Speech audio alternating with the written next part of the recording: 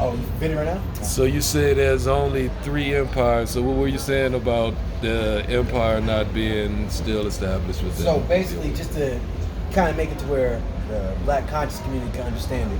So we know, for example, the Moors, right? The Moors, their whole thing with the laws and everything, it's all well and good, but the problem is they're using the word Moor, or Moorish, ISH, which means kind of like but not the same. So when you say you're a Moor, you have to have a sovereign king or emperor that acknowledges you as a subject. So like the king of Morocco would have to acknowledge you as a Moor subject, especially since you're using their flag. You understand? So the other thing is, with the empire, okay, there was a Moorish empire at one point in time, but the Moorish empire was destroyed when Spain kicked them out. So anytime an empire loses, that's the end of the empire. So whenever an empire loses to a war or whatever, that's when the empire... So like, if Ethiopia would have lost to Ottawa, there would be no empire. If Haile Selassie would have lost to Italy the second time, there would have been no empire. You see? So how many empires are there in the world right now? Right now, there's only 3. There's China, Britain, and technically Ethiopia, because Ethiopia was never conquered or defeated. The Derg, which was a system within Ethiopia, took over. So it's basically like a coup.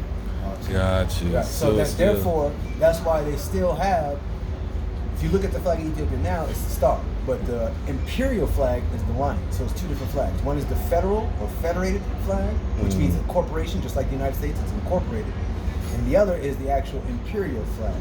Okay? So, for example, China and Britain, their flag is the same because they're an empire. They don't have 2 flags. There's no China, the state, and China, the empire is China. That's why China doesn't recognize Taiwan as a country. They feel like you're a part of our territory. You see what I'm saying? Gotcha.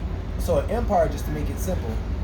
But so why did the flag come down? Is that just because the Derg occupied? Well, in a way, it's kind of smart because the flag itself, as far as the federal representation of the flag, that is more, think of it like a corporation. That's a corporation. Okay, the imperial, so the corporation, so for example, the corporation of Ethiopia has no control of Eritrea, has no control of modern day Kenya, has no control of modern day Sudan, right? But the empire of Ethiopia, Kenya was a part of the empire, Eritrea was a part of the empire, Sudan was a part of the empire. You see what I'm saying? All that was part of the empire. So empire is when you have a bunch of kings that pay tribute to one emperor. So like I was telling you, Haile Selassie was crowned king 1928, but he became emperor 1930. Which gave him the title King of Kings, which means there's other kings, but he's the King of Kings. So with Ethiopia, as we know, it's 81 tribes, right? Each tribe has their own king. Tigray, Amhara, So each one of them, throughout history, have fought for the imperialship of Ethiopia. And the rest of the countries don't acknowledge the king, but that's why he set up the OAU, maybe? Right. So with the OAU, the reason why Haile Selassie set that up is because, and keep in mind, this is the only man that was in both the OAU, and he was in the OAU, the League of Nations, the United Nations, and he was in the AU. After it was OAU, he was in AU. The reason why, actually, Ethiopia is the capital of Africa. You can Google it. It's actually the capital of Africa. But the reason why is because he taught all the other leaders how to really become sovereign. First thing you have to do to become sovereign is change your name. If you have any type of name that Europeans gave you, they have claim to you. So like Cameroon, right? People walk around saying, I'm from Cameroon. What is a Cameroon? Where does Cameroon come from? Cameroonics, shrimp. So they're walking around saying they're shrimp. So any Portuguese can have claim to shrimp. So Cameroon is shrimp in Portuguese? It means shrimp. Or like Nigeria. Nigeria means running water. So if you go around saying I'm running water, a British person can claim running water, and then the rest of the world ain't gonna help you because you're saying I'm running water. Better example, we say we're black. That's a color. There's no nation. So when we say, oh, we're getting shot by police, help us, help us, help us, the world community, the way international law works is one nation cannot interfere with another nation's business unless it directly affects that nation, right? So with the United States being considered a nation to the rest of the world, we can call ourselves Black American. It's just a color. So anybody can own a color. Anybody can own the color black. There's no subject to that. Right? Now if you say you're Ethiopian, now you're subject to an emperor. If they kill, let 100 Ethiopians get killed in America. It's going to be a serious fucking problem. Why? Because there's a sovereignty backing it. You know what I'm saying? Let 100 Nigerians get killed. It's going to be a problem because there's sovereignty backing it. Even though they still have to answer to Imperial Britain and pay tax because of the name. That's the only reason why they pay tax. Is the name. If they change the name of Nigeria to Igbo land, came up with their own flag, here's the thing. is another reason why Haile Selassie was a genius. Menelik, at the time, this was Abyssinia, right? Abyssinia. Right. So what happens with that is, if they were to conquer Menelik, they would get everything that Abyssinia owned because he's the head of Abyssinia. So it's tribal, right? Mm-hmm. But even if they would have defeated Haile Selassie after he named it Ethiopia, you can't conquer it because the definition of Ethiopian is burnt-faced, woolly-haired people. So if you don't meet that description, you can't have the land. Sudan means land of the blacks. If you don't have that description, you can't conquer that land. Kemet. Ghana means black warrior. So if you're not a black warrior, you can't own Ghana. That's why Ghana is Ghana a Portuguese name? No, Ghana, that's their name. That's a Ghana. Because Haile Selassie taught Kwame. Yeah. And so before it was Ghana, it was I think British Ivory Coast or British. It was another name that the British gave them. You know what I mean? Right. And then once Kwame learned, change this, and then we have our own independence. Right. Remember, Europeans conquered 3 ways: spiritually, physically, and by changing the history. So America, you look up the history of America, it's going to start from 1492 and after, because that's when they start calling it America. Right. If you want to look up the Cherokee Nation or Cherokee history, you'll go further. You want to look up the Apaches, you go further. You know what I'm saying? Gotcha. So that's how they work. They change the name of something and then give it their history, and then everybody else accepts it. Once they give a perception of their history from it, after they change it, now, so they say, that's a Neanderthal, and I'm going to give you the history of Neanderthal because I invented the word. So if I invent, let's say nobody ever heard of purple pink dragons, right? And I invented that purple pink dragon. Well, I get to say what the hell a purple pink dragon is, right? Gotcha. I get to say where it came from, the history, the lineage, and you got to accept it because I made it up.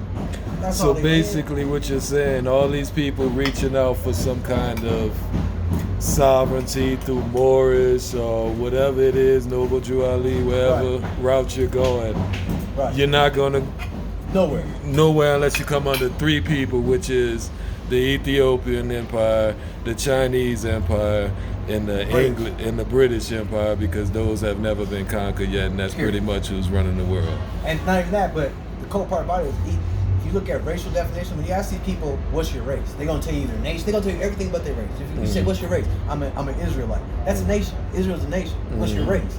Oh, I'm a Hebrew. Again, that's a nation. Right. What's your race? Oh, I'm a Moor. That's a nation. What's your race? Ethiopian.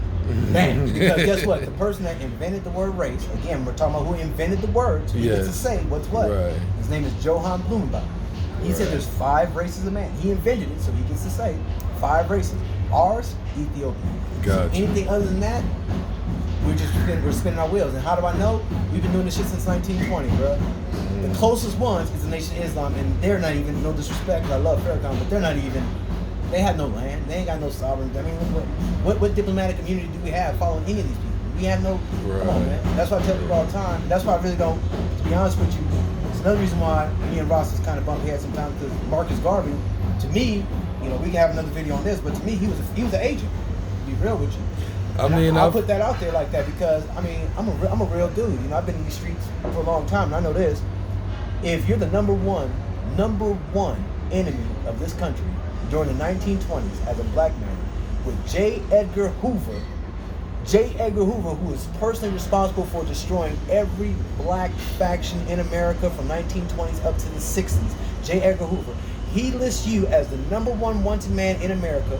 He captures you, gets you in prison, and all of a sudden you get to leave and go to Europe?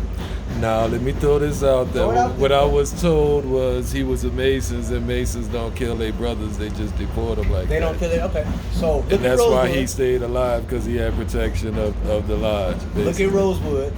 Okay, the movie Rosewood, there was a brother who said, I'm a Mason, help me, and strung his black ass up, okay?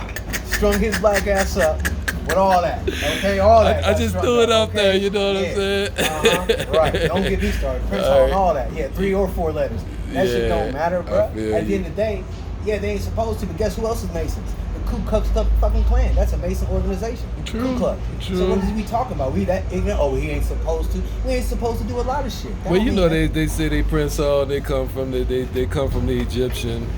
Well, no, Prince Hall. I know the history of Prince Hall and all that. And, he was, for the time and for what he was trying to do, he was an enlightened brother. I'll give him that. You know what I'm saying? There's no doubt about that. But what I'm saying is, the order was still created already by them. bro, let's think about this, bro. What is the objective of a Pan-African? to go to Africa. Marcus Garvey never went to Africa. That's true. But didn't he try? Didn't they stop him? Let's look at the facts. He got a boat. He got a boat. You could get a boat, bro. Didn't they turn him away on the water though? True, but nigga, it's 1920. What the fuck? You got a boat? What? There ain't no radar. There ain't no. You feel me? It's 1920, bro. You got a boat. Who's gonna stop you from sailing? They gonna stop the ship? Come on, my nigga. You a Pan African. You supposed to be ready to die for this. Hold on, talk about. Not only did Marcus Garvey not go to Africa, he didn't send one person to Africa. What kind of shit is that? Now hold on. You got 5 million people who support you in 1920. Each one of those persons donated a quarter back then. 5 million people donated a quarter. Bro, where's the bank account? Where's the land that's left over? You see what I'm saying? All Marcus Garvey did, in my opinion, was give, which is not bad, but he just gave people a sense of pride, which they didn't have before, which is great. The ego rubbing. Right, but as far as like right now, what has he done that's tangible that helps us right now? You can't go join the UNIA and then say, I'm a part of the UNIA, I want diplomatic immunity in these states. No, you can't, there ain't no land. There ain't the ship, where the fuck is the ship? The bank account, where's the money? Like, come on, man, like, and then, like I said, drug dealers who aren't even considered #1 enemies, if they get caught, they're done. You talking? He's the #1 enemy of America. That's like in the 1920s, him being Bin Laden. That's the equivalent. They catch him, they put him in jail, and not only can he leave, but he goes to Europe. He don't go to Africa. He goes to Europe and dies in Europe. And guess how he died? As a Catholic. Let that sink in. And here's the cold part. Here's the coldest part. He died as a Catholic in 1920. What was going on in 1920? Italy versus Ethiopia. Who runs Italy? The Pope. But you died as a Catholic, but you was Pan-African. Selassie. On that note, Selassie. On that note, Ethiopia stretch forth their hands. All my burnt-faced people, all right? Ethiopia stretch forth their hands. You see him. You see him. That's that dude right there, bro. That's that dude right there. You see him. Nah, just the Yeah, you know what I'm saying? You see him. That's that man, bro. So on that note, Ethiopia stretch forth their hand unto God. Yes, I'm a second, Bole gang.